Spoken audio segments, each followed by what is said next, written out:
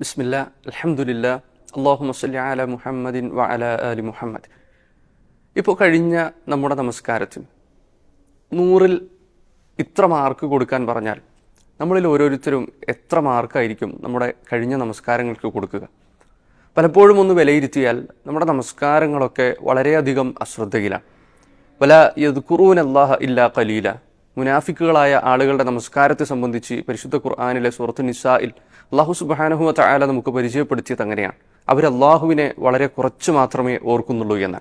നമ്മുടെ നമസ്കാരങ്ങളുടെ അവസ്ഥ എന്താണ്? ഫവൈലുൻ ലിൽ മുസല്ലീൻ, നമസ്കാരക്കാർക്ക് നാശം അല്ലാഹു സുബ്ഹാനഹു വ തആല പഠിപ്പിക്കുകയാണ്.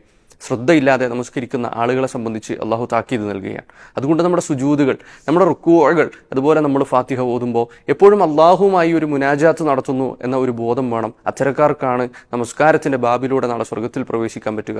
അള്ളാഹു അനുഗ്രഹിക്കുമാറാകട്ടെ.